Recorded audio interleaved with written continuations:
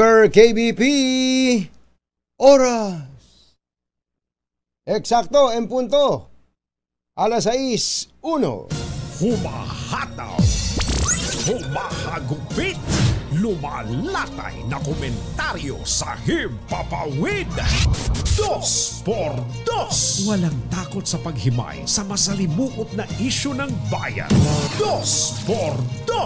Humahataw na mga balita at impormasyon. 2x2. Ating damhin, ating lasapin ang hagupit na 2x2.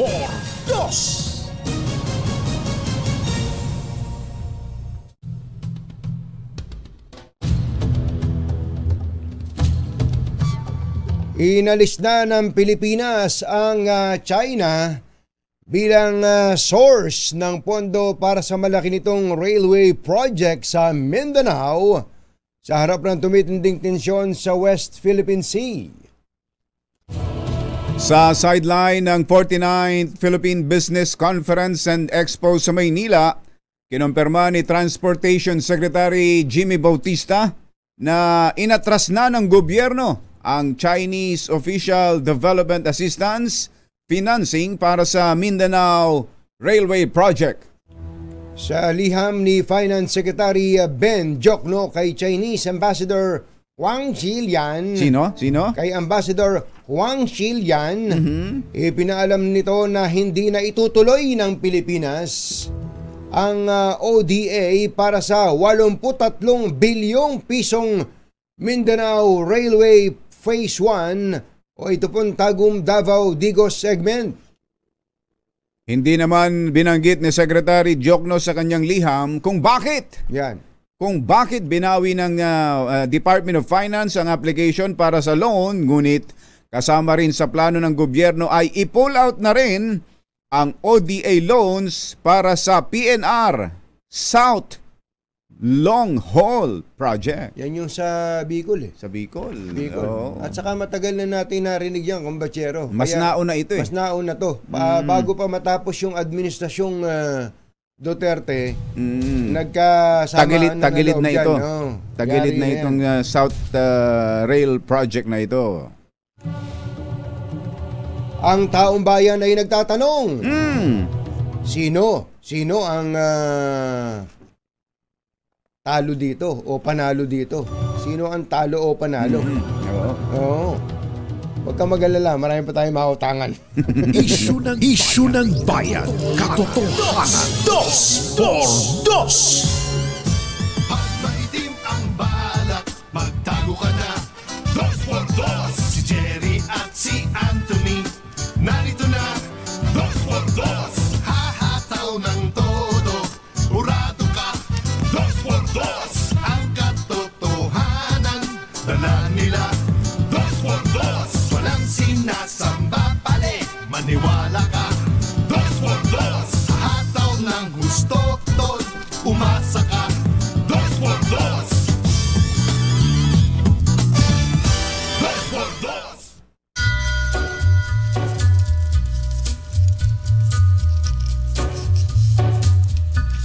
Hi. Maganda morning. Magandang umaga, Bayan! Ito po si Anthony Taberna. Ito po si Jerry Baha. Muli pong sumasa inyo ang 2x2 ngayong araw na ito ng Friday! Yuhuu! Kumusta po kayo mga textmates, mga text partners, mga kapitbahay, mga motorista? Ulitin lang natin ha. Meron pong plano, actually inaprubahan na ng Metro Manila Council ang isang resolusyon na nagbabasura sa window hours ng coding sa EDSA at ilan pang mga pangunahing kalsada sa Metro Manila. Aalisin na. Aalisin na, di ba? 7 to 10 lang yan ng umaga ang coding. Tsaka tapos sa gabi 5 to 8. 8. Oh. So pwede kang bumiyahe kahit coding ka ng 10 a.m. to 5 p.m. to 5 p.m. Before 5. Oo. Aalisin na? Dahil daw po sa matinding traffic, lalo itong papalapit ang holidays, siguradong titindi titindi ang traffic. Matindi na nga, mas titindi pa ang traffic sa Kalakhang, Maynila. Kaya ito yung kanilang inapprove. Nakausap na natin dito si Chairman Don Artes at mukhang yung petsa na lang ang pinag-uusapan kung kailan i-implement. So ang pinaka mabisa talagang paraan para mapalawag ang traffic ay huwag tayong magsasakyan. Huwag tayong magsasakyan. Totoo yun, kumbachero. Ganun na lang. Habang wala ang mga iba pang mga kailangan nating kalsada, mga infrastructure projects, ganun muna. Ganun ang talagang paraan. Talaga.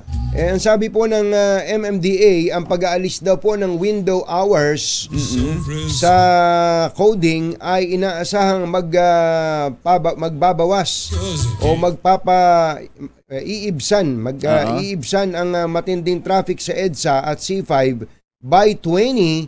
20%. Aba, malaki pala. Ganun pala kadami, kumbachero. Luluwag na nga kaya yan. Kaya lang, alam mo naman kumbachero pagka nagtingin ka naman sa numero ng mga car manufacturers and dealers, ang tindi ng benta ng sasakyan ngayon.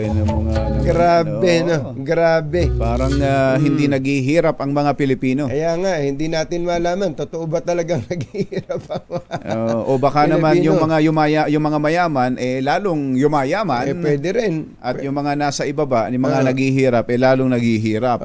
Ako, kumbachero, patawarin nyo ako at lagi ko na lang binabanggit itong mga concert. Ito lang weekend na to. Itong weekend, di ba sabay-sabay yung concert ng The Course? Nag-concert yung, familiar ka man sa The Course, ano ba yun? Ano bang banda yun? Yung, kanyan Irish band yan parang yung, hindi ko inabot yan. Hindi mo inabot yan. Ang alam kong Air Supply. Ang inabot mo si Corita. Mas nauna. What can I do to make you love me? Yun ba yun? Kanta ba nila yun? Ito si Mother, sabi niya, nagpasikat sa kantang Runaway. Runaway! Diba? Ano bang Runaway? Runaway. Champion yun. Mother, ano ba tono nun? Nung Runaway na yan. Sampulan mo nga kami ng isang mabilis dito. Sampulan mo kami ng Runaway. Total, wala ka kahapon.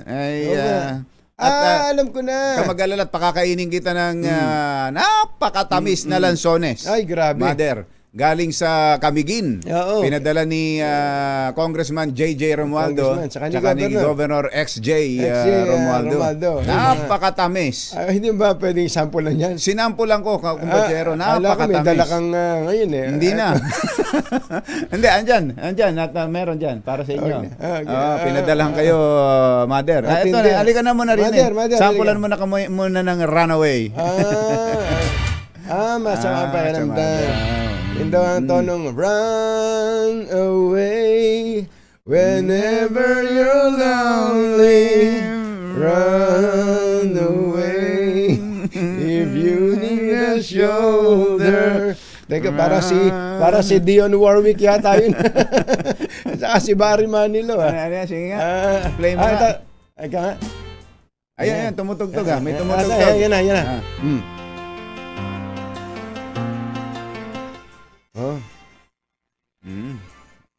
Mahina.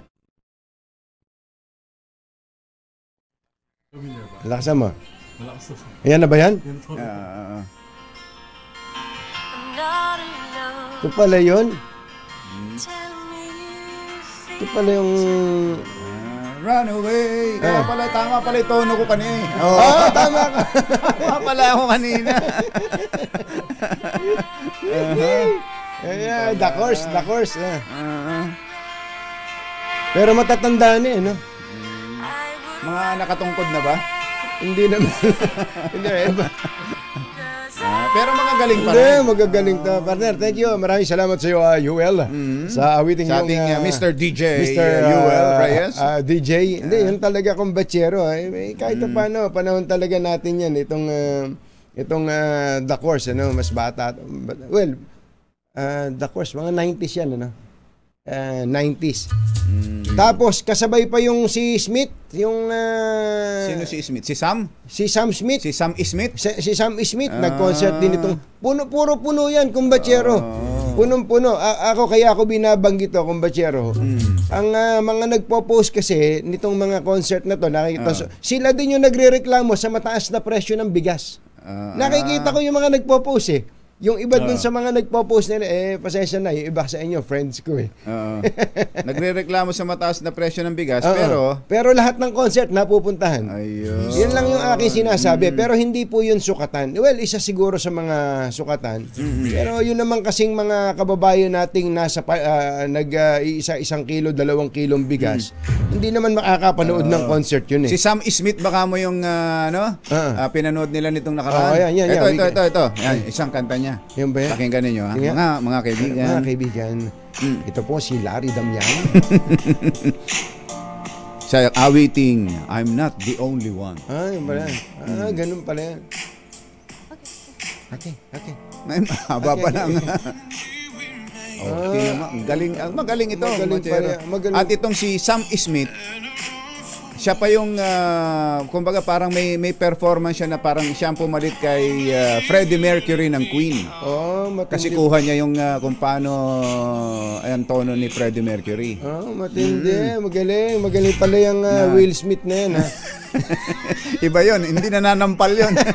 Iba to, mabait ito. Ayan mga kababayan. Kaya marami pong mga kababayan tayo na nag-iipon para makapanood ng mga concert na to. Pero ganun pa man, kung meron man po sana, ako i-aapilan na lang din. Kung meron namang concert yung mga original Filipino artist na musicians natin, baka pwede tangkilikin din po natin. Huwag lang po rin mga foreigners. Yan. Yung mga magsisiuwian na ng probinsya ngayon, mga fans ng K-pop pa, no? K-pop. Yung mga K-pop, puno din. Yung mga mag-uuwian na ng probinsya, syempre, yan, ang mga paborito niyan, yung mga OPM. Lalo pa, at ang balita, nagsimula na raw ang uwian, ngayon pa lang. Ha? Mario Joseph, Huwebes pa lang, Huwebes pa lang. Jerry Bach at Anthony Taberna sa 2x2 sa DZRH. Ibig sabihin, ayaw na nilang pumasok ngayon, tsaka bukas? Na hindi kasama sa holiday. Ay, pambihira kayo. Kahapon lang. Mag-file kayo ng leave. Gusto nyo maging awol kayo. Mahirap na. Oras po natin, Mr. Jelom Tang, Lakyam Chap Dihun, Engineer Tony Nanggel, 6:12 ng umaga, ACS Balita. Susunod na! San Miguel. Balitang makatotohanan. Balitang maaasahan. ACS Balita. Walang makakaligtas. Walang makakalampas. San mang sulok ng kapuluan. Luzon, Visayas hanggang Kamindanawan. Basta't may balita. Ipagwagwagan ng sikat na tagapagbalita. ACS Balita. Kasama ang 2x2 tandem Anthony Taberna at Jerry Baja. ACS Balita. Ang programang ito ay hatid sa inyo ng ACS Manufacturing Corporation, ISO Certified, maker of world-class quality Pride detergent.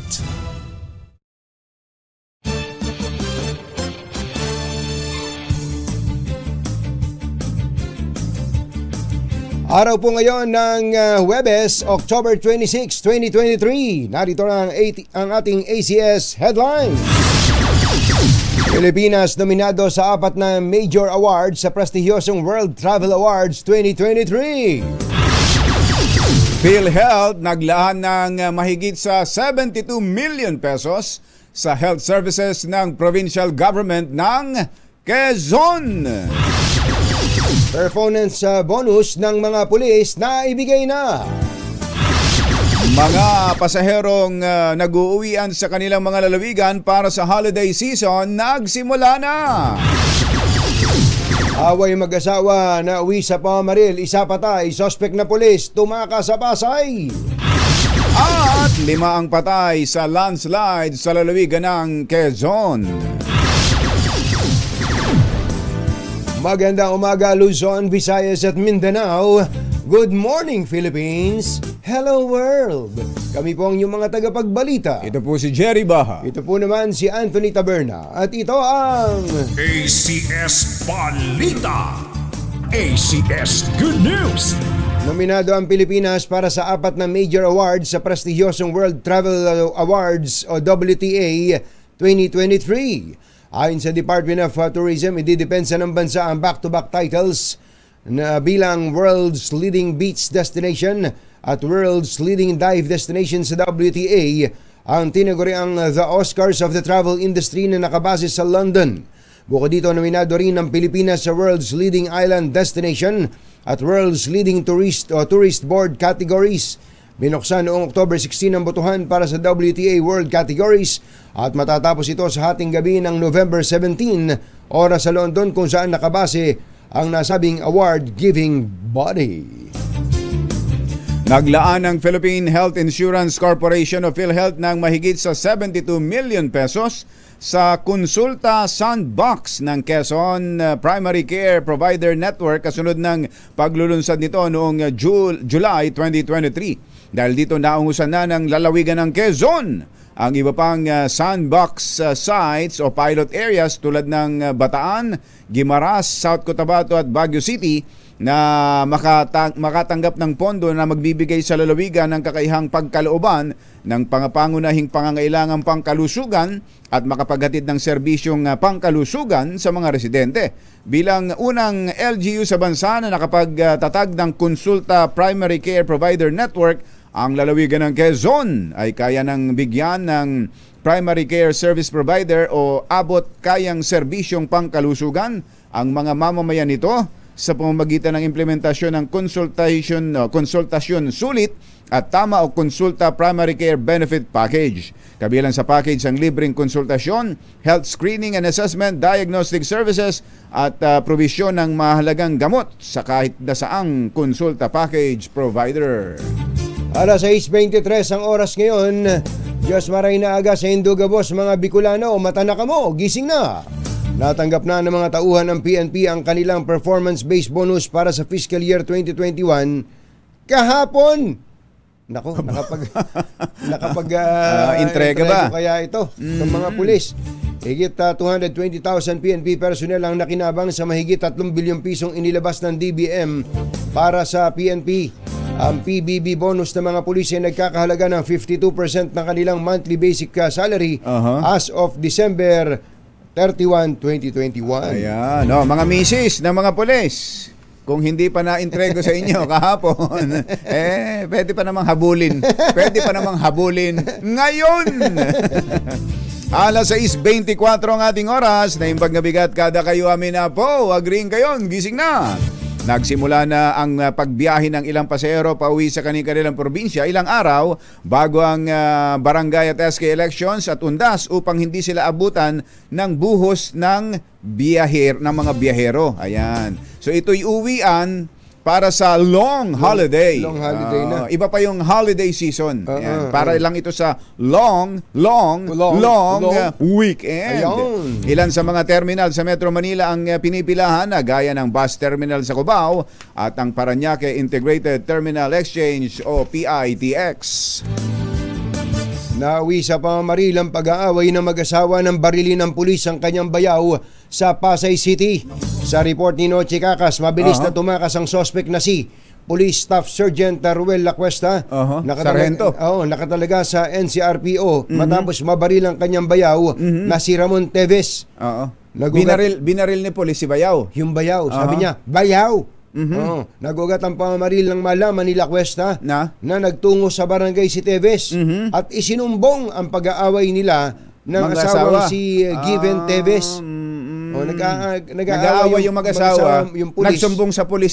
Nagsumbong sa pulis si Bayaw. Nag-aaway yung kapatid ko saka yung bayaw ko. Ayun, nalaman ni pulis. Ay, nako, nadala pa po sa ospital ang biktima pero namatay din. Nako. Kung madaling araw po nangyari, isa pong away na ngayon ay tumakas. Tumakas. Naku po, inang. Alas 6:26 ang ating oras. Diyos maray na aga sa Indugabos mga Bicolano. Mata na kamo, gising na. 5 naman ang kumpirmadong nasawi sa naganap ng landslide sa Sitio Angelo, Barangay Umiray, General Nakar, Quezon.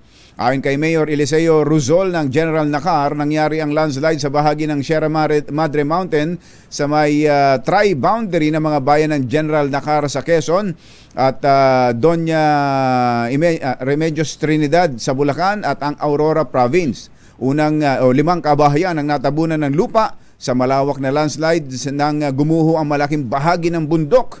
Bunga ng malalakas na ulan dulot ng amihan at shear line noong Martes ng gabi. 6:27, susunod. Tito Boy! Dating Health Secretary at ngayon Congresswoman Janet Garin at 4 pang mga opisyal. Kinasuhan na sa Sandigan Bayan ni Ombudsman Sam Martires. Mainit ulo nito si Ombudsman Martires, ano? Ang daming mga pinagkakakosan. Kabila, ano? Oo. Walang kinikilingan. Tama yan. Walang pinoprotektahan. Kung meron talagang dapat na papanagutin na mga humawak ng posisyon at humawak ng pondo ng bayan, tama yan, Uncle Sam. Uncle Sam. At Ayun, meron pa. Secretary Benhur Abalos may babala. Ngayong papalapit ang barangay at SK elections. Lahat ng yan at iba pa sa pagbabalik ng ACS Balita. 6:28 ng umaga. This 6:31 ng umaga. Kausapin natin si Governor Helen Tan ng Quezon. Maraming balita sa Quezon pero unahin lang natin kumbatsero itong tungkol sa landslide dyan sa may General Nakar sa Quezon. 5 po ang patay dyan. Ba't ba? May bagyo ba? Malakas ba mga ulan dyan sa Quezon? Malalakas pala ang ulan doon. Dala daw ng amihan. Sa bagay, nung mapunta ako ng Dingalan, kumbatsero, malaki na ang alon eh. Ganun? Dahil nagsisimula na ang amihan noon. Parang yun ang palatandaan. Governor Helen Tan, magandang morning. Si Katunying po at saka si Ka Jerry. Governor. Yeah, hi. Hi, Doc Yes Helen. po, good morning po, Katunying. Opo, kumusta po dyan sa Quezon ngayon? Maulan pa rin po ba? Actually, yung iba-ibang parte ng Quezon, alam niyo naman yung geographical orientation. May mainit, merong umuulan, no? So, like doon po sa Reyna or Real Infanta Nakar, may mga portion po o barangay sa umuulan. Yes po. Pero, yung kalakihan po ng Quezon, madalang po ang ulan, mainit po sa amin. Oo.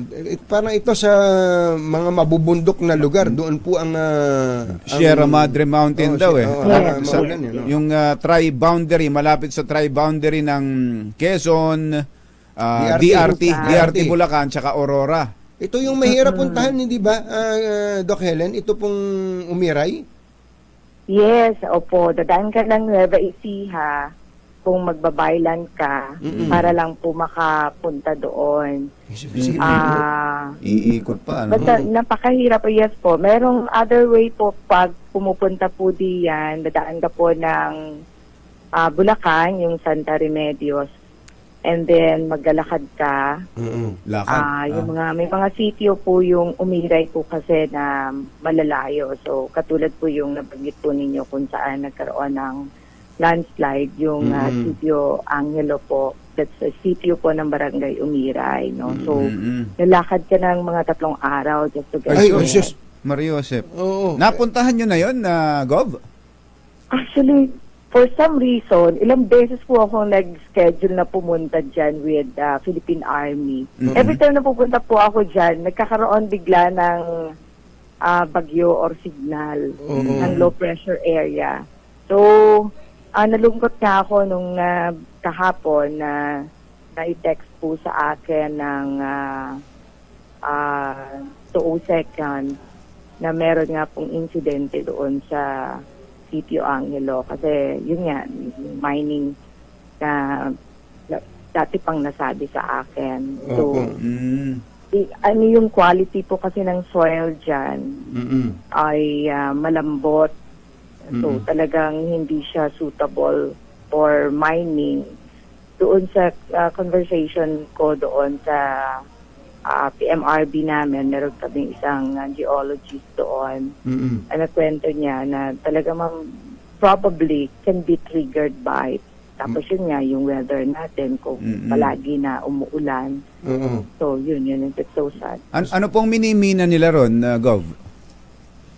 Nagmimina po ng ginto, no? Yun yung kwento. Small scale, ano? Small scale. Small scale. And karamihan po dito mga ITs, no? May mga, sa kwento, may mga dayo, no?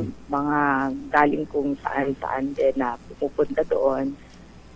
May galing Bicol, may galing Bulacan, and then kaboundary din po namin ang Rizal, no? Yes. So, kaya yung Rizal, I believe yung dalawa doon ay galing po sa Rizal, no? Doon sa namatay. Opo. Meron pa daw pong ano ba report sa inyo? Totoo ba na meron pang posibleng mga natabunan ng landslide na hindi pa na-recover? Well, yun po yung sinasabi na possible. Baka meron pa kasi nga po may mga nagdimina, no? So, patuloy pa rin po sila doon sa paghukay po doon. But yun nga yung medyo delikado din. Kahapon kasi nung pumunta yung army para pick upin po yung namatay. Supposed to be mag-join ako pero malayo yung location ko. Beating the time sila dahil medyo past 2:30 PM na, no? So parang baka abutin sila ng dilim. So medyo magkalayo kami, manggagaling ng Tanay yung susundo sa Tanay. Ito po, may nag-message po sa atin, kaibigan natin sa Army. Yun daw pong mga namatay may mga kamag-anak sa Rizal. Malamang mga taga Rizal nga itong pinanggalingan ng mga ito ho ba yung dito sa Tanay ang daan na Gov? Yes po. Yes. Kasi Oo. pong dumaan po ng Tanay. No? Tanay, so, oo. kaya ito po yung lugar ng umiray ng Nakar na ang ka-boundary natin ay Bulacan at saka itong Rizal. No? So, yun po. Talaga, ano. Teka ho muna, ito lang ho bang particular na barangay na ito ang ng General Nakar ang na-access through Bulacan o may parte naman ng General Nakar na na-access ninyo mula dyan sa Quezon mismo? Yes po. Yung malaking parte naman po, nadaan po naman ng Laguna, no? So, Laguna naman. Laguna. Hindi pa pwede ipamigay nyo na yan, Gov, sa ibang probinsya. Naalala ko dati, Wag naman, sabi ni Gov. Naalala ko dati, ang Aurora hindi ba parte ng Quezon? Oo nga eh. Yes po. At saka Dingalan po. Sa boundary po namin yan. So, meron po kaming hopefully in time ma-realize namin may 91 kilometers kami na ongoing po na road opening from yung downtown ng General Nakar. Papunta po yan ng Dingalan, Aurora. Yun yung east, parang Pacific Highway. Pacific Highway, no? Yes po. Iba pa ho yung manggagaling dito sa NLEX, Gov, na tatawid ng DRT papuntang Dingalan. Yun din ba yun? Magkukross siguro dun yun, kumbachero. Kasi galing to General Nakar. Yes po. Iba pa po ito. Iba pa po yung sinasabi nyo na ganda ng development na yan. Opo. Kayo po, kung ganun pala ang sitwasyon doon, at nakakausap nyo naman yung mga barangay officials siguro, ilang kaya tao doon sa barangay na yan? Baka pwedeng paalisin na yung magkaroon na ng relocation o ano ba ang mga instruction nyo dyan? Ano po yan yung umiray po marami pong, yung City Angelo, marami po yung, binubuo pa po yan ng, I believe, 5 o 6 na purok. So, sobrang laki po talaga, no? So, hiwa-hiwalay po yung tao diyan, no? So, yung may tinatawag po na purok landing. Diyan po marami, siguro po ang families dyan ay less than 200, no? So, yes po. So, karamihan po ay ITs Oo. ang nakatira dyan, no? So, yung areas po kung saan sila, hindi ko pa po ito nga nakita kasi hindi pa po ako nakapunta diyan, na mga nag-small scale mining sila, dinadayo po nila yan, pinupuntahan po nila yan. So, siguro yung iba, dahil nga po sa layo, ay dinadala yung pamilya. Doon Tapos mismo. nag-start na nearby doon po siya kung saan nagmimina, tatayo na ng bahay. Pwede bang mag-order muna kayo ng moratorium sa mga minahan dyan, small scale, until matiyak yung safety nila?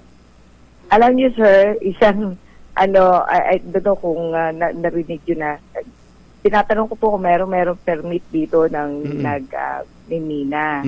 No? So, ang pagkaalam ko, wala doon sa City Angli. Kasi nga wala po nakakapunta Wala makapagpatunay. So, at least ito, nakita natin na nagkaroon ng landslide at nabanggit nga po dun sa video ng Army po, nakita naman natin. Yes po, no, yung small scale mining natin dito sa General Nakar, talaga pong dapat na ipatigil, no? So, usap po kami ng DNR ng MGB para po doon sa moving forward, ano yung plano. And I hope maka-visit with them, no? So, mag-usap po kami ni Mayor later on. Opo. Governor, Doc, wala naman siguro kayong lakad. Pwede po bang magkape-kape muna kayo dyan? O kaya tumikim kayo ng tangerine chocolate. Hot chocolate. Meron lang kaming pakakawalang hanap buhay. Mga 3 araw lang po ito. Araw lang po kayo ang dami commercial. Governor, sandali lang po. Huwag niyo po ibababa ho. Okay po. Okay, salamat po. Si Governor Helen Tan humihigop ng tangerine hot chocolate. Kasama ang 2x2 tandem Anthony Taberna at Jerry Baja, ACS Gusto Balita. kasi natin siyang matanong tungkol dito sa in order ng Pangulo na buhayin yung agri-fishery Kaya ang Quezon may malaking hatchery dyan Yung lahat ng klase na isda yata meron ng Quezon Meron dyan. Tsaka yung sa malaking pondo na inilaan ng PhilHealth. Dyan sa Quezon, Kumbachero. Take it away. Take it away. Hi! Magandang morning. Anong araw ba today, Kumbachero? Today is Laundry Day Friday! Yuhuu! At pag Laundry Day Friday, all you need is Pride Washing Machine Detergent. May triple stain formula kaya tanggal ang makapit, madikit at malupit na dumitmantsa kaya easy ang labada. Kaya pala mula noon hanggang ngayon, all you need is Pride. All you need is Pride. ACS. Kasama ang 2x2 tandem Anthony Taberna at Jerry Baja, ACS Balita. Ano yung sinasabi mo, Kumbachero? Sa PhilHealth? Hinanap ko yung teka, bago lang sa PhilHealth habang humihigot ng hot choco, tangerine hot choco si Governor Helen Tan. Hinanap ko yung mga picture ko dun sa sa General Nakar. Ang daan ay dito sa Daraitan, Tanay, Kumbachero. Tanay talaga. Yung tinipak. Ikaw ba yan? Camping ground. Ayan o. Nakikita mo yun. Isa pang picture. Tinan mo, ang gandang lugar. Ayan sino yung nakatungtong na yan? Sa malaking bato na yan. Parang si Moises Huwag mo tataas yung tungkod. Pag-umus ang tubig. General Nakar na yan. Galing sa Tanay. Doon sa Daraitan, Tanay. Doon talaga daan. Doon ang daan. Saka ang ganda. Ang ganda na itsura. Napakagandang lugar. Para kang nandun sa, yung pasyalan dyan sa Arizona. Yung mga cove dyan. Di ba? Yung bira. Maganda sana napakagandang lugar. Napakagandang lugar. Kaya lang, paano ka makakapunta dyan? Dito talaga, sa Tanay ang punta. Sa Rizal ang daan. Tinan mo, may bundok, may bato. At sisigaw ka lang ng Darna dyan. Ding! Ang bato! Ang bato! Meron pang mga, may dyan, Kumbachero, may kuweba na may swimming pool sa loob. May bukal. Magandang tourist destination pala yan. Banding ng pamilya, Yes. Sabi siguro ni Governor Helenta, di kayo na mag-tourism secretary. Doc, andyan pa ba kayo? Hello, Doc. Kumusta ho ba ang hot choco ng Tangerine, Doc? Doc? Hello? Hello, Doc. So, Jerry, Apa. Masarap po ba? Masarap po ba ang Tangerine hot choco? Yes, abay talaga masarap. Refreshing. Sinasabi ko sa inyo. So, kailan ba? Kalakas nyo naman sa PhilHealth, binigyan daw kayo na 72 million. Ay, sir, hindi naman po sa malakas, mahaba din ang pinagdaanan for preparation po. Ito yun po yung part ng Universal Healthcare Law.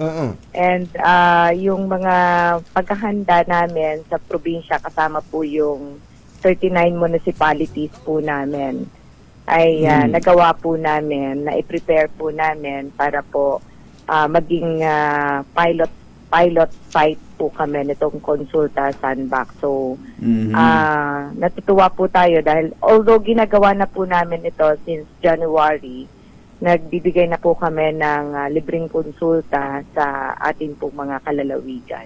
So parang ang PhilHealth pala, may mga piniling mga probinsya at lugar na para maging pilot nitong konsulta, pilot implementation, para sa pilot implementation nito. At nauna ang Quezon. So okay, nai-deposito na ho ba ang kwarta sa inyo at paano po ma-avail yan ng mga taga Quezon? Ano pong klaseng serbisyo ba yan? Ano ba yung Sandbox? Okay. Konsulta Sandbox. Yes po, sir. So yes, kahapon po yung si Regional Vice President Dr. Danilo Reynes, dinala po niya yung check, no? So nagpirmahan po kami niya nung last July pa, pero may mga inayos po sila mga policies regarding po sa program. Kaya kahapon lang nila na i-hand over yung, that's actually 30% of the contract amount. May sinet po kami na target population for every facility. Yun po yung supposed to be mag-cater namin na population. So kung 39 municipalities and 15 hospitals po kami, lahat yon ay nag-target kami ng 5 to 10,000 na constituents, no, na ma-register and magkaroon ng first patient encounter. So ano po yung konsulta is ito po yung component ng Universal Healthcare Law. Yun po yung outpatient benefit, no. So parang sa atin check-up. So, check up. Yes po. So, it's a comprehensive supposed to be na magpaparehistro ka sa rural health unit o kaya doon nga sa aming mga hospitals operated by the provincial government. Okay. So, pag nagparehistro ka, meron pong profiling, health profiling po yun. So, tatanungin ko ano yung past medical history mo, family history, and then whenever needed po, kung kinailangan mo na ma-check up, let's say nakita na mukhang high risk to, may diabetes, may hypertension, magandang magkaroon ng baseline data, never nagkaroon ng ECG, wala siyang examinasyon ng dugo. Kasama po yun, blood exam, okay. Kailangan makita yung sugar. Libre lahat yun? Yes po. And then nakita po na hypertensive nga, napatunayan na siya ay may high blood, napatunayan na, mukhang, yes, kailangan na niya mag-maintenance sa diabetes. Yes po. May kailangan na gamutin sa puso. So, meron pong listahan ng 13 na diagnostic exam like ECG, CBC, urine exam, stool exam, lipid profile, na kasama doon po sa package, and 21 doon po sa basic medicine. So kung magreseta sa'yo ng amlodipine, magreseta sa'yo ng gamot sa diabetes like metformin, gliclazide, yun po lahat ay kasama. So konsulta, so comprehensive po siya, binigay po sa iyo yung check-up, yung diagnostic exam, yung gamot, ibinigay din po sa iyo. Yes po, at 500 pesos. So actually, kung titingnan niyo po yung facility, talagang maganda. Hirap po kami when it comes to investments additional. Kasi hindi naman po 500 talaga ang at cost yung service. Yung medicines na lang kung magbigay ka sa pasyente. Hindi naman yun. Malaking gastos yun yan. At kung titingnan, yung 72 million, kulang ubus ka agad yan, Gov. Yes po. So, kami for Quezon, ang ginawa namin ay tiningnan namin how do we allocate yung 72 with all the needs that we have. Especially, marami pong mga centers namin, yung mga rural health unit na hindi pa equipped. Sabihin, wala pa po silang mga diagnostic exams. Wala silang x-ray machine o ECG machine. So, what we did, yung konsulta po, kaya hindi yung ibang lalawigan kayang pumasok sa konsulta. Kailangan po meron tinatawag na provincial integration. Ibig sabihin, nagkasundo at nagsama-sama ang lahat ng mga executives na kami ay magiging iisa ang direction namin when it comes to health service. So yung health system namin is united siya. One health system po kami. So, ganun pala. Yes. So, hindi po siya madaling gawin. Hindi siya madaling gawin. Kasi yung convincing the local chief executive na makiisa, medyo mahirap po yan in other provinces. Totoo yan. Totoo yan. No? Pero especially with politics. baka magselos ho yung ibang mga probinsya, sabihin, bakit ang Quezon? Dahil ba sa doktora yung governor nila? Factor ho ba yun? Actually, hindi sir. No? So, para po maliwanagan ng iba. Very tedious po yung process. No? Kasi may mga requirements nga po si PhilHealth and to DOH para po sa implementing. So number one, ikaw ay nag-signify na implementing site ka nga ng Universal Healthcare Law. And meron pong mga preparation na kailangan i-comply. So dapat na surpass mo yung stages na yon. So pagdating ko po nung July last year, ito po yung finast track namin. And yung trust and confidence of our mayors, except one, no? Isang bayan lang po yung hindi sumama sa amin, sa Narciso. But the rest of the municipalities ay sumama sa amin. Even yung component city po namin, sumama siya. Lucena, So, ang laking bagay talaga nung may pagkakaisa ang mga namumuno. At ang kagandahan nito kung Bachero, yung mga kababayan natin ang makikinabang. Ewan ko kung nasubukan nyo na yung mga nakikinig sa atin ngayon na magkasakit na walang-wala ka, na wala kang maapuhap kung saan ka pupunta, wala kang matakbuhan. Eto na. So, kung po ito, effective immediately. Ito pong pera na to, pwede pong magamit agad ng gobyerno para sa ating mga kababayan? Yes po. Diniposit na po doon. May tinatawag po kaming Special Health Fund. So, yung Special Health Fund, doon po pumunta yung binigay po ng PhilHealth kasi yun po yung nakasaad sa Universal Healthcare Law. No? So, and then yung pag-allocate noon, approved din po yun ng local health board namin, signified by. Nag-concur po ang ating mga mayors on how are we going to spend. So, part of that is ibibili po ng gamot. Part of that po ay improve natin yung IT infrastructure, kasama po ang pagbili ng computers. Ang iba po ay kung wala ang request po ng RHU na assess namin, wala siyang health worker like medtech, pwede din po yun.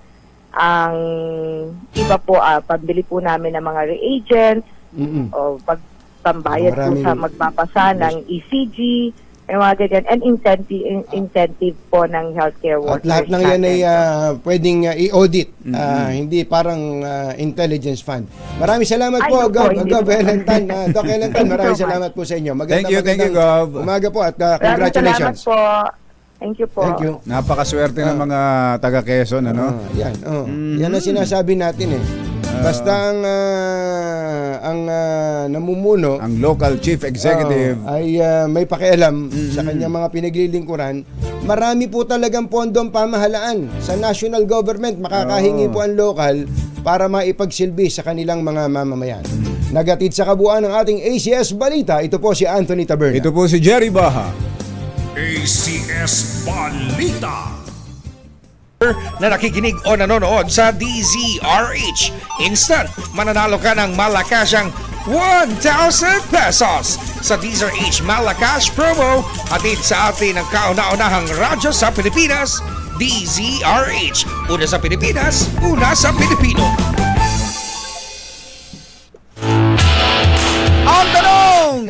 Saan nakarating ang 2x2?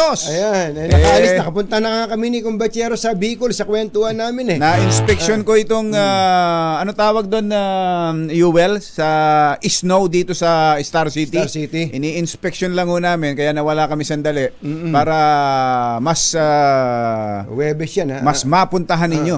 Mas magkaroon kayo ng interest na puntahan ninyo. Hanggang linggo yan. Miyerkules hanggang linggo.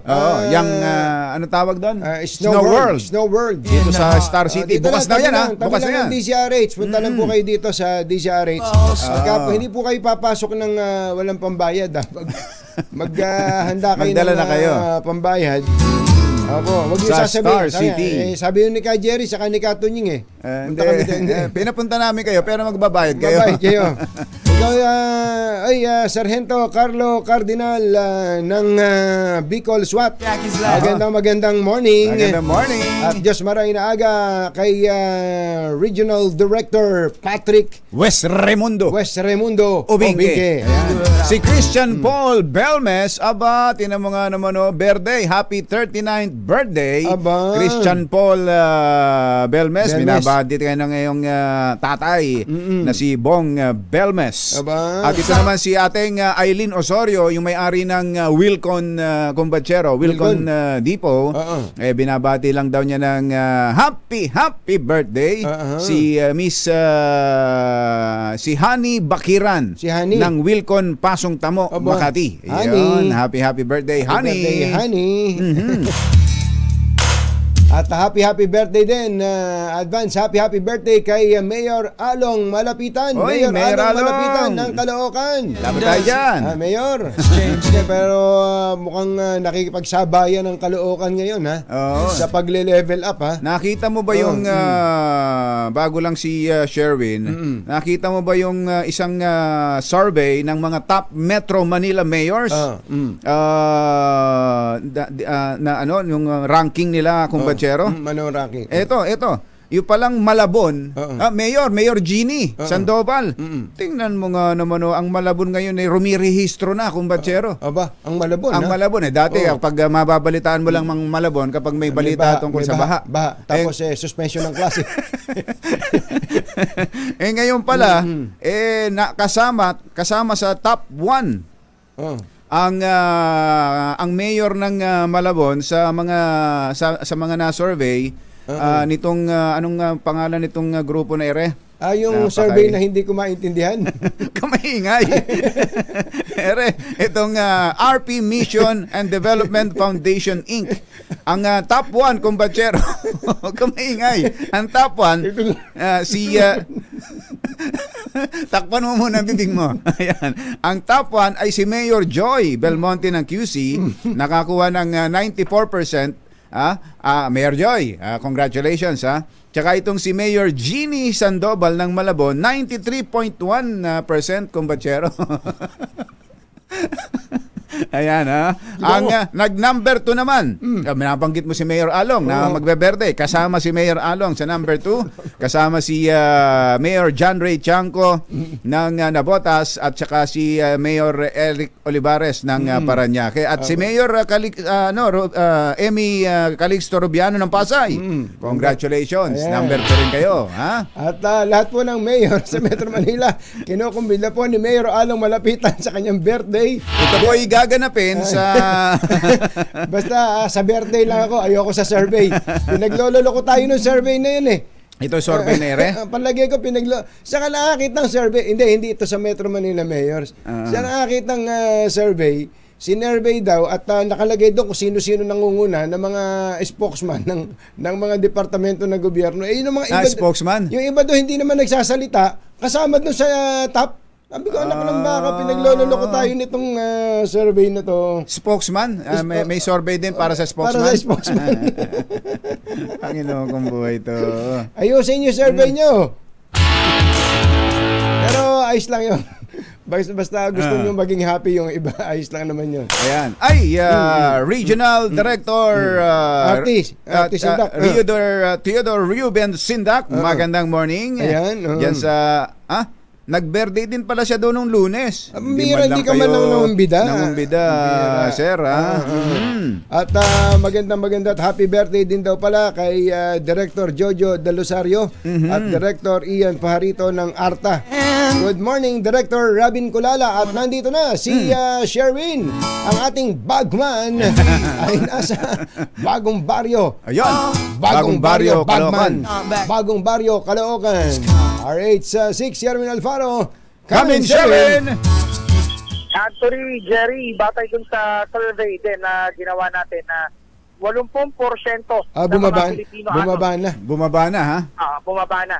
80% ng Pilipino adult na nalulumbay ay nag-aalaga ng aso o kaya pusa. Yan, oo. Ayan. Pero 100% sa mga Pilipinong nalulungkot nakikinig sa radyo. Ayan, oh. Dahil pero mo, no radyo. Dito mismo sa harapan niya. Kuya, pangalan mo, kuya? James po lang po. James? Oo. Palagi ka nakatutok sa DZRH? Opo. At sino paborito mong announcer sa DZRH? Si Sir Jerry Baha and Sir Anthony Taberna. Jerry Baha, Anthony Taberna, bigyan ng 1,000 yan! Yay! Tinan mo nga naman. Thank you po, Sir Jerry. Thank you, Sir Anthony. Thank you. Pero mo, makikita mo sa mata, natatanggal yung lumpay talaga. Tsaka inilabas pa yung radyo, Sherwin. Inilalabas ang radyo sa kalsada para ma-share ang radyo. Para mapakinggan ng mga tao na dumadaan.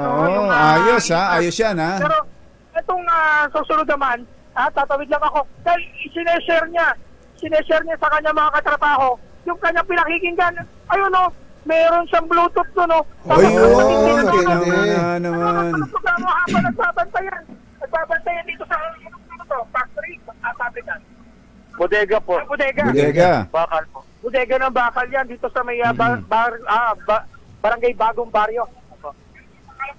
Silverio Sanico po. Si Silverio. Palaging nakatutok sa DZRH. Sinong paborito mong announcer pag umaga?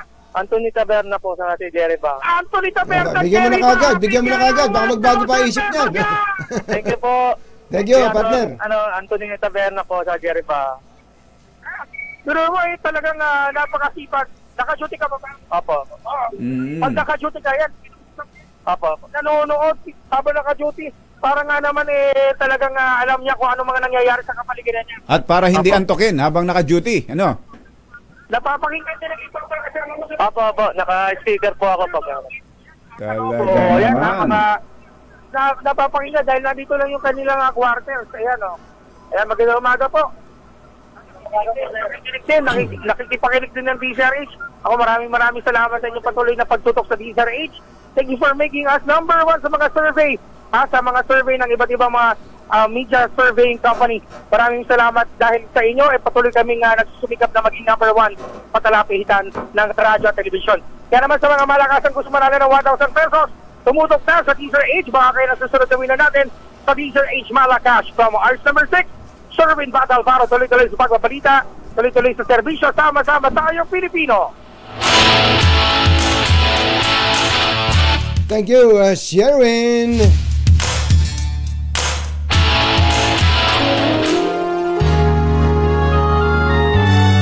Kauna-unahan sa Pilipinas. NBC Manila Broadcasting Company.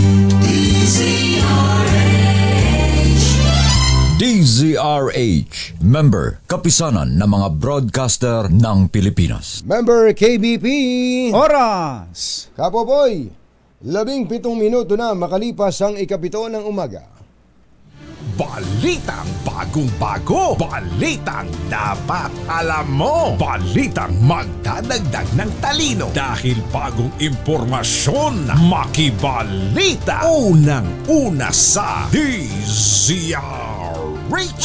Pangunahing balita. Kasama ang 2x2 tandem nina Anthony Taberna at Jerry Baha. Mainit nagbabaga live na live.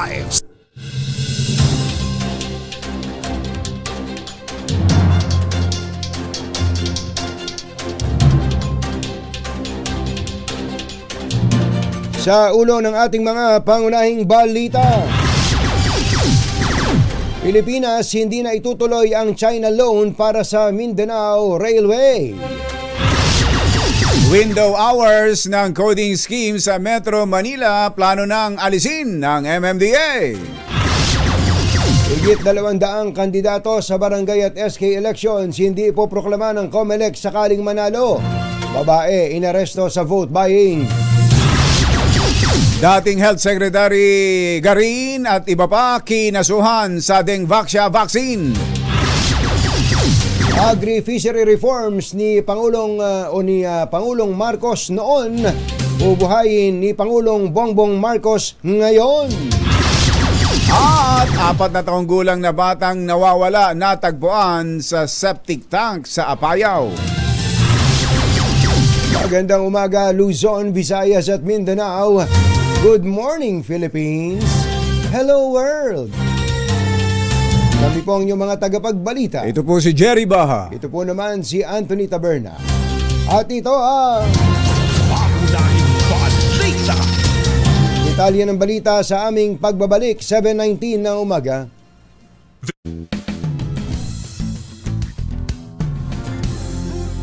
Mga nangunguna at mga bagong balita sa DZRH. Pangunahing balita.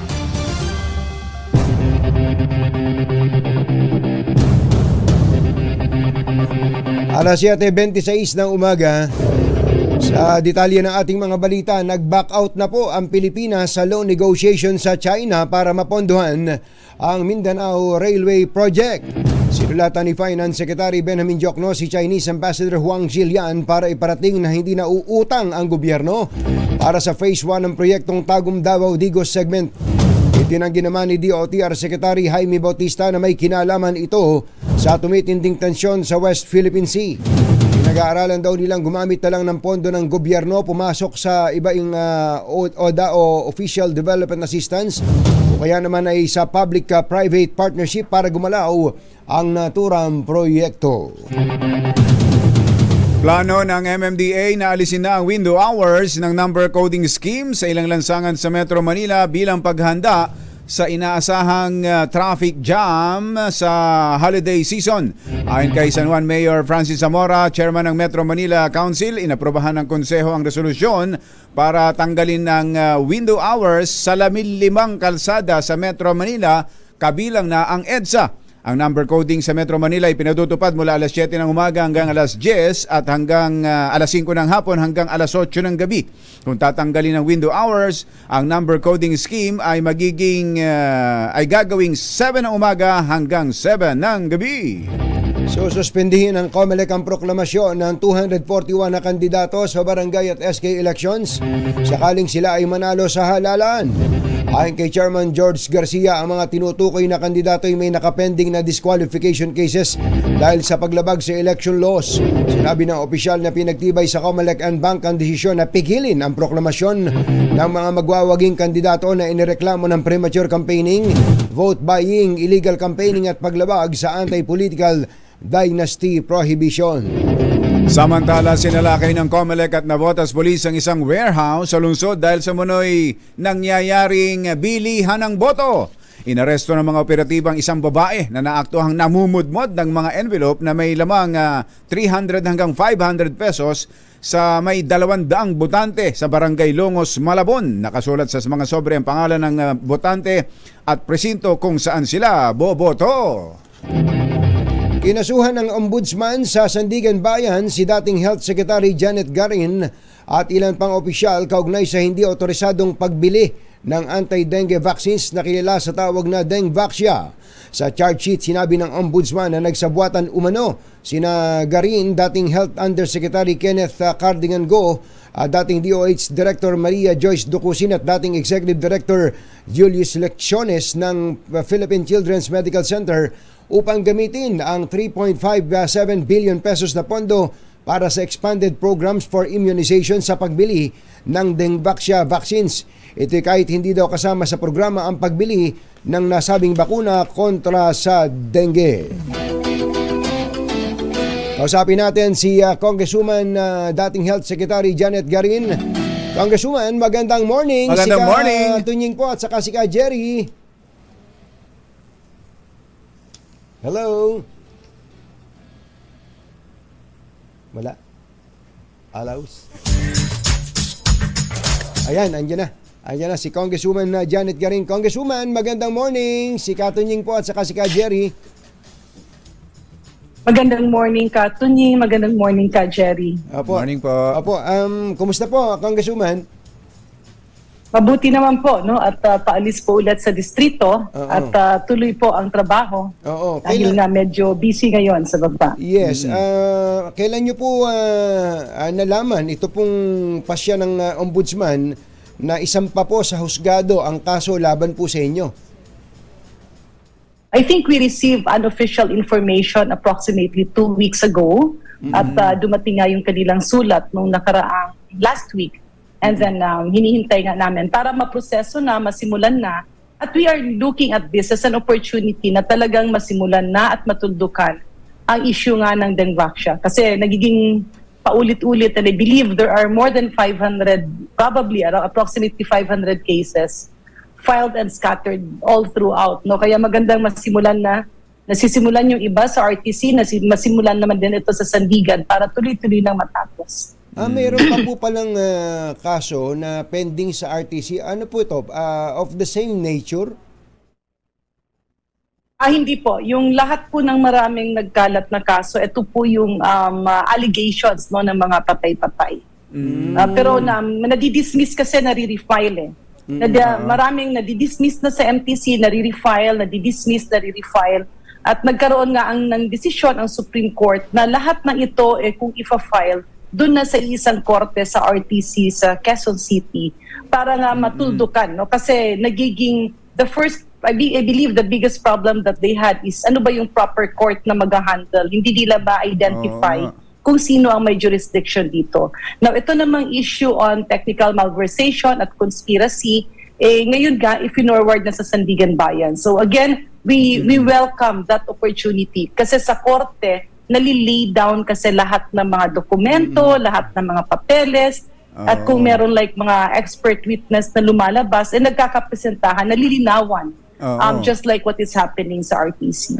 Tama kayo, Congresswoman, yun ang proper venue sa lahat ng yan. Pero balikan ko lang yung sa lower courts. Ang sabi nyo, more than 500 and lahat ba yun kasama kayo as respondent? Yeah, lahat po, marami po. No? Ang nangyari kasi merong iba na mga nasa MTCs, but I believe all of these were already dismissed, tapos ni-refile ulit. And so meron kasing yung iba humihingi ng danyo. So karamihan kasi niyan may humihingi ng danyo. So we have not kept track of the cases na iilan na. It's more or less parang lahat naman verbatim pareho except the name. Okay. So parang iniiba yung pangalan. Opo. Okay, so ito'y nasa Sandigan Bayan na na-file na and then siguro anytime soon mag-start na ang proseso. Pero hindi ho kaya maapektuhan naman ang trabaho ninyo bilang representative sa First District ng Iloilo? Well, talagang ibabalanse mo lang. Kaya nga sanay naman tayong mag-multitask. But I believe, no, in fairness to all the scientists, the Filipino experts, and especially the doctors, kasi ang nangyayari dito, nadidismiss ang kaso against the former officials, the officials, no, current and former officials of Sanofi, nadidismiss din yung kaso against Secretary Ubial and Secretary Duque. Tapos nare-retain yung kaso, of course, sa akin, and mostly kasama yung ating mga Filipino scientists and experts. So maganda na rin talagang matuldukan, no? Kasi sila rin, apektado na rin yung trabaho. Kasi as scientists and researchers and trialists, hindi lang naman ito yung tinatrabaho nila. They're also dealing with a lot of other public health works and researches. So paano nyo po tinitingnan na yung kaso against you and 3 others ay nag-prosper, pero yung kaso against the others, former officials na kasama rin po dito, ay na-dismiss? Well, that's why mas maganda nga nasa korte. Kasi kunyari, yung issue ng technical malversation, meron mga terms doon na hindi rin talaga masagot kasi that's an issue that DBM should answer.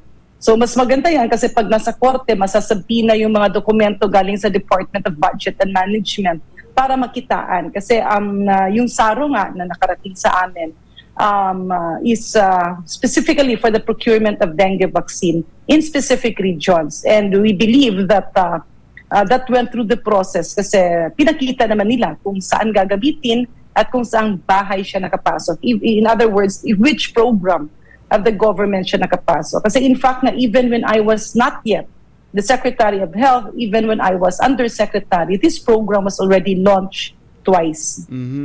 Opo, ang sinasabi po ng DOH, well, kasama po kayo doon, ito pong 3.5 billion peso vaccine ay parte ng inyong expanded immunization program. Tama po ba? Sorry lang to, doon po sa mga abogado at the risk of being cited in contempt, i-discuss namin ng konti yung merit. Pero ang inyo pong, ang sinabi po ng ombudsman dito, yun daw pong Dengvaxia was not part of the program. Yeah, again, that's why, Anthony, Katunin, maganda talagang mapag-usapan sa korte. Para doon maipakita, malatag lahat ng papel, malatag din yung mga dokumento ng DBM, including all the paper trail and the documents that happened since 2005 and 2010. Kasi yung po ang naging simula ng lahat ng ito. At maipatawag yung lahat po ng mga official, former officials involved on this. So again, this is the best opportunity na mailatag ang lahat ng papel, masagot ang lahat ng katanungan. And syempre, meron namang complainant. I believe it's Attorney Glenn Chong.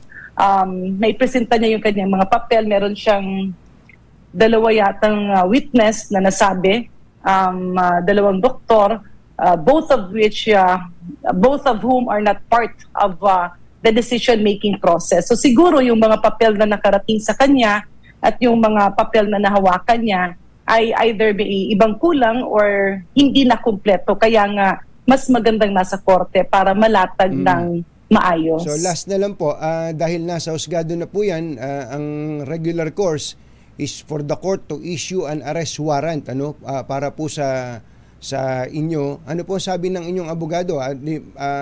Magpa-file pa ho ba kayo ng petition para huwag mag-issue ng warrant of arrest? Naghihintay nga po kami because including the scientists, may mga regular work sila abroad kasi karamihan ngayon ang kanilang tinutuunan na ay yung mga hingi ng ibang bansa like Singapore, Thailand, and European countries. Naghihintay kami na magkaroon ng actual transmission. I believe it's still in the process at in-explain sa amin na ira-raffle daw siya. Pagkatapos once ma-raffle, we can make the proper representations to post bail. At pinaprepare na rin yata ng bail na 18,000. So parang may ganun na. But then we cannot post until ma-raffle. So something na there are legal terms na ina-explain. Sa bagay, kami ni Kumbatsero dito, nung kinasuhan kami ng libel na na-dismiss naman, nagpiano din po kami ni Jerry. Malamang magpipiano din po kayo. Pagka po kayo magpapiansa. Pagka po kayo magpapiansa. That's, alam mo, Anthony, that's Katunin, Jerry. Yan nga ang nasasabi namin. It's part of our work, especially on my case as a vaccinologist. Ito po ay nakikita sa buong mundo, no, yung pro-vaccine, anti-vaccine na nagigirian, and then andun na nga yung infodemic, no, ibig sabihin yung mga twisted scientific facts. It's starting to be a global problem. So bilang isang eksperto sa bakuna and as a public health practitioner, it's a risk that we have really been seeing. Hindi lang po ako, kasi kaakibat din po yung ibang mga vaccinologists all over the world. So, parte ng trabaho yan, ang kailangan harapin. Ang importante, malinis ang aming konsensya. We are backed by science. And ako personally, I can vouch, not even a peso. Meron ako dyan ginalaw or may kinitan. I-correct ko lang. The allegation of 3.5 billion, when it reached us, kaagad namin binalik yung more than 500 million plus because we saw it as sobra, and that was turned over to Secretary Ibial. Out of the 3 billion, I think approximately 1 billion lamang po yung ginamit sa kapanahonan ko. When my successor came, the program was expanded, pinalaki ito, pinalawak, pina-renew ang lahat ng mga permits. and was implemented both by Secretary Ubial and Secretary Duque. So those trail alone speaks that the program is within the bounds of law and all actions and decisions are based on science. With that, kami pinagpapasalamat sa inyo, Congresswoman Janet Garin, sa oras. Magandang umaga po sa inyo. Thank you, Kong. Salamat rin po. God bless. At mabuti at tayo nagkita ulit virtually. Tagal na natin hindi nagkita. Mayong aga po. Thank you. Thank you. Si Congresswoman Janet Garin ng Iloilo, dating Health Secretary. Taberna at Jerry Baha, DZRH, pangunahing balita. Susunod! Tito Boy! Nako, matindi pala tong susunod natin na kumbatsero. Bakit? Matinding-matindi to. Bakit? May oras pa ba tayo? Wala na. Susunod! Ito pa. Ito daw ang pong, mga grupo daw ng mga magsasaka tuwan-tuwa. Aba, bakit kaya? Bakit kaya natutuwa? Dahil ba sa sinabi nitong si Congressman Paulo Duterte kay Franz Castro, Congresswoman Castro na wag balat sibuyas. Meron na tayong magsasakang natutuwa. Meron namang nagbabalat sibuyas. Ayan. Lahat ng yan at iba pa sa pagbabalik ng Pangunahing balita. This time check is ikinatuwa ng mga grupo ng magsasaka ang masaganang ani ng palay ngayong tagulan dahil daw po sa libreng buto, punla at teknikal na suporta na ipinamahagi ng Pangulong Marcos bilang Agriculture Secretary. Nagpapasalamat din sila sa Pangulo dahil sa pagtiyak nitong top priority ang pagpapalakas ng agrikultura, akakibat ng kanyang pangarap na huwag nang umasa sa importasyon ng supply ng pagkain. Sinabi ni Fernando Salvador at kanyang mga kapwa magsasaka sa San Jose City, Nueva Ecija, mahigit 100 kaban kada ektarya ang kanilang naani ngayong Oktubre na mas marami kumpara sa mga nakaraang taon. Sa kabuuan na itinala ng DA na abot sa mahigit 530,000 metric tons ng palay ang maaani ngayong Oktubre sa lalawigan ng Nueva Ecija at 153,000 metric tons naman sa Nobyembre. Lalo pang nagpahayag ng kagalakan ang mga magsasaka sa pahayag ng Pangulo sa 70th founding anniversary ng Federation of Free Farmers na naglagay ang DA ng panibagong 4.7 billion pesos na pondo sa mechanization at modernization ng sektor ng agrikultura. Magandang balita to kumbatsero, kaya lang nahahadlangan nito, nasasagkaan nito ng mga balita mula sa ilang mga grupo na nagtataas ng presyo ng bigas. Ang laki ng production, may sapat na supply, pero ba't tumataas? Magugulat ka sa kanina, ini-interview ni Kong Angelo, si Ginoong Danny Fausto. Ang sabi nila, kasi hindi maka-import yung mga importer Ang mahal ng presyo sa abroad ano kinalaman? Akala ko may sapat ang supply. Yun nga ang gusto natin unahing bilhin ang local produce. Kung mabibili mo yung local produce, hindi mo na kailangan bumili ng imported dahil sapat ng supply. Bakit tataas kung sapat ng supply, kung maraming supply?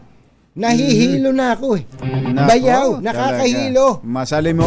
Niloloko nyo ba at pinapahiya nyo ba ang Pangulo dito? Mr. President, hatawin mo nga ito ng 2x2. Ito, Mr. President, nangako si Pangulong Bongbong Marcos na bubuhayin ang mga reformang pang-agrikultura ng kanyang ama na napakahalaga sa bansa upang matugunan ang mga isyu sa sektor ng agri-fishery na inamin niyang matagal na panahon ding napabayaan. Sa kanyang talumpati sa ika-70 anibersaryo ng Federation of Free Farmers, sinabi ng Pangulo na hindi ito solong magagawa ng pamahalaan at kailangan niya ang tulong at kooperasyon ng FFF at mga magsasaka upang muling manumbalik ang sigla ng agri-fishery sector. Malaki pong trabaho mga ating hinaharap. Dahil kailangan po nating ayusin ang buong sistema ng agrikultura na napabayaan ng matagal na. Mula pa siguro noong nagsimula ang agricultural reform, noong panahon pa ng aking ama. Si Pangulong Bongbong Marcos. Pinagsabihan ni Davao City Congressman Paulo Duterte si House Deputy Minority Leader Franz Castro na huwag balat sibuyas. Ito matapos kasuhan ni Castro ng grave threat ang ama ng mambabatas na si dating Pangulong Rodrigo Duterte dahil sa pagbabanta. Ayon kay Congressman Pulong, nakatanggap din ang kanyang ama ng mas masasakit na pambabatikos noong nasa pwesto pa ito pero wala siyang kinasuhan. Diniin ng batang Duterte na hindi dapat gamitin ni Castro ang karapatan nito para patahimikin ang kanyang kritiko. Natagpuang wala ng buhay sa loob ng septic tank ang 4 na taong gulang na batang babae na unang napaulat na nawawala. Batay sa report, huling nakita naglalaro ang bata sa tabing kalsada ngunit hindi na ito nakauwi sa kanilang bahay. Hinihinalang ginahasa bago pinatay ang biktima dahil wala itong saplot ng makuha sa septic tank. Ako, dumadami na daw ang pasahero ang gustong umuwi. Dahil sa very long weekend. May pasok pa. Alamin niya natin ang balita kay RH52 Edniel Parosa na nasa PITX. 52 Edniel Parosa. Kami Edniel.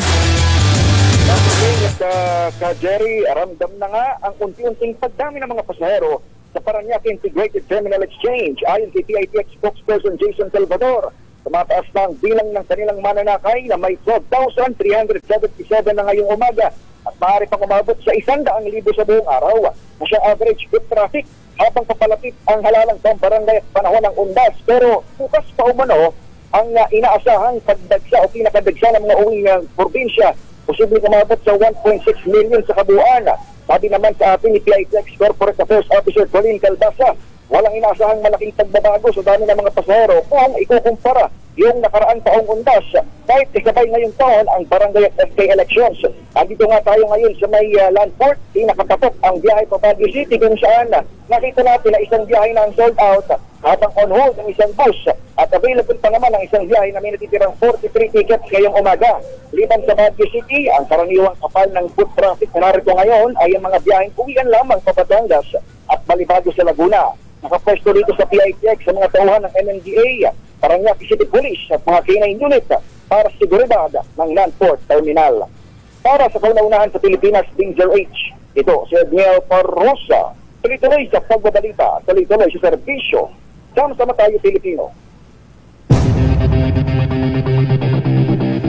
Thank you, Edniel. Nagatid sa kabuuan ng ating mga pangunahing balita. Ito po si Anthony Taberna. Ito po si Jerry Baha. Anthony Taberna at Jerry Baha. DZRH. Pangunahing balita. Ay. RD Ronald Chan, RD Ninong Dong Tolentino. Wala ba tayong mga masasarap na isda ngayon dyan sa Bataan? Si RD Ronald Tan ang marami. Doon sa lugar niya, sa Region 1. Marami din pala. Oo nga. Kasi ang ating bansa ay talagang napapalibutan ng dagat. Magandang morning kay Engineer Congressman Doming Mariano. Ang Doming Mariano, magandang morning sa Zambales. Baka gusto niya ng palitan ng inyong mga bubong baka may butas na tulad ng mga bubong na kailangang ayusin. Dapat palitan na yan. Hindi na lang kamo, may bubong na maaasahan. Gawa sa state-of-the-art technology. May aluminum na. May pintura pa. Now available na rin sa pre-painted tiles pan. Para sa eleganteng bubong na matibay na makulay pa, mag-Cherry Loom pre-painted ka na! Masamang tao lang ang takot sa dalawang to. Kaya kung maitim ang balak, magtago ka na. Anthony Taberna, Jerry Baha. 2 por 2. 2 por 2. Ang tanong! Sige na. Abay na. Tama na. Uwi na kami. Basta kayo, huwag kayong aalis. Ang DZRH, nandito lang. Congratulations pala sa ating mga drama talents. Binibigyan ng napakalaking pagkilala na tama naman. Hindi ba ilang beses na nating nababanggit dito Tayo ay lumaki sa drama. Oo. Sa Bobby Cruz. Kaya kayo po, Phil Cruz. Yan po sa mga taga-subaybay natin, kayo po ay aming iniimbitahan na patuloy na tangkilikin. Yan. Ang mga natitira, iilan na lang na natitirang drama programs, radio drama programs dito po sa DZRH. Tayo na lang bang may drama sa radyo? Ibang nagdadrama sa radyo pero moderno yung pamamaraan eh. Iba ibang style. Pero yung style nung sinauna, andito pa rin sa nandiyan pa rin. Yung original. Yung original. Yung sampalan na ang sound effect galing sa tsinelas na talagang salubong. Pagka pumikit ka habang nagbarilan, talagang gusto mo ring makihabol eh. Talaga, parang totoo. Yung kabayo na tumatakbo. Imagination mo. Baon lang na ginaganong-ganon. Tinataktok. Tapos yung tawa nun, yung tawa ni Mother, ni Malu Cabral na si Eng-Eng. Yun, si Eng-Eng. Si Eng-Eng yun eh. Ayan. Si Eng-Eng yan. Si Matar na lang ang hanapin natin. Ayan. Maraming salamat po sa inyong pagsubaybay. Bukas po ay... Si Lakay Deo Macalma, ang ating Broadcaster of the Year. Broadcaster of the Year. Ng MOPC ay magpapakain ng lansones dito ngayon. Ay, grabe. Dahil lansones na galing sa Camiguin, yung pinadala ni Governor XJ, tsaka ni Congressman JJ Romualdo. Lakay, yung lansones? Ay, grabe. Apakatamis. Grabe ang problema nun, Kong JJ saka Gov XJ. Ang problema, tumaas sa sugar ko. Nakaka-diabetes talaga yan. Nakaka-diabetes talaga. Hinay-hinay sa Lanzones. Bye! Happy weekend! Woo! Damdaming bayan! Susunod na! Life goes on long after the thrill of living is gone.